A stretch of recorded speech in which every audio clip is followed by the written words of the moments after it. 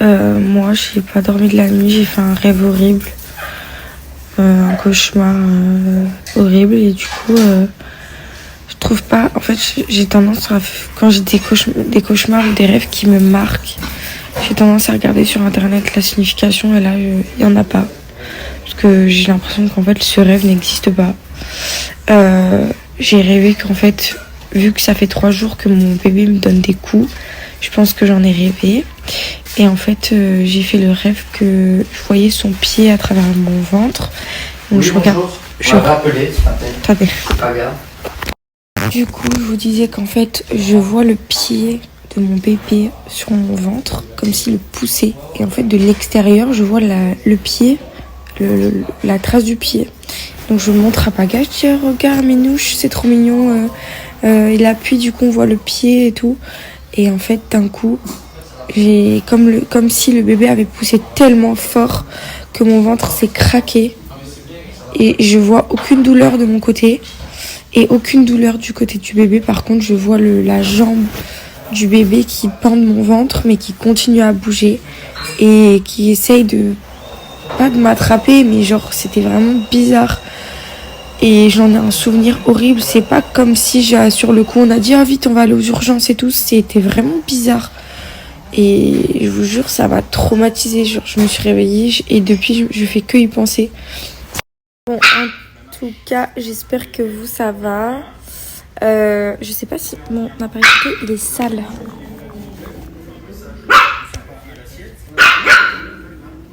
Ah chut. En tout cas, vous, j'espère que ça va. Nous, ce matin, on fait rien parce que il pleut des cordes. C'est la tempête dehors. Donc du coup, on reste tranquille. Je vais ranger un petit peu parce qu'on a déjeuné et tout. Et cet après-midi, on va faire un tour au marché de Noël. Normalement, il fait beau, le ciel se dégage. Et ce soir, petit resto, voilà. Et après, la famille commence à arriver pour les fêtes de Noël. On est content par ici. Oui? Oui? Oui? Toujours sur le ventre de Mamoun? Toujours sur le ventre de Mamoun, toi? T'es toujours sur le ventre de Mamoun? J'ai reçu plein de messages de femmes comme moi qui sont enceintes ou bien qui ont eu des bébés. Ah! Tu me saoules!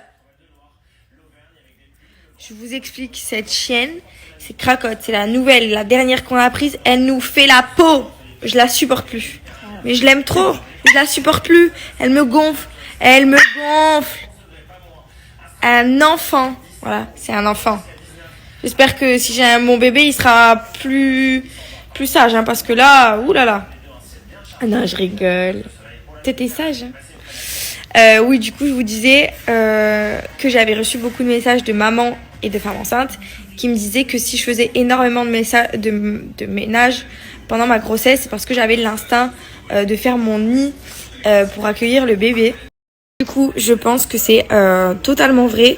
Je m'en rendais pas forcément compte avant de recevoir autant de messages de personnes, de mamans qui me disaient c'est l'instinct de faire son nid pour accueillir ton bébé, etc. Ben, je pense que c'est totalement vrai parce que je commence à être de plus en plus maniaque, mais à essayer en fait de me sentir de mieux en mieux chez moi. Je pense que le cambriolage y joue énormément, mais c'est vrai que psychologiquement ça fait un petit moment que ça dure où je commence à être en fait j'ai envie d'être beaucoup plus ordonnée que je ne l'étais avant.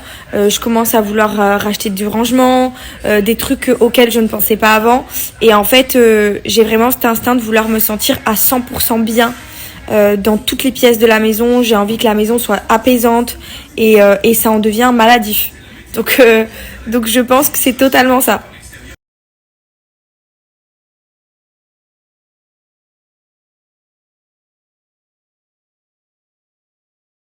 Tout à fait probable. On verra bien plus tard. Et puis c'est un ballon d'or pour Messi, c'est trop. Et puis un dernier mot, Bruce Toussaint, c'est que Du coup, j'en profite quand j'ai du temps libre à la maison. Je sais pas si vous vous rappelez de ma story quand j'étais à Dubaï, je vous parlais de mon niveau d'anglais.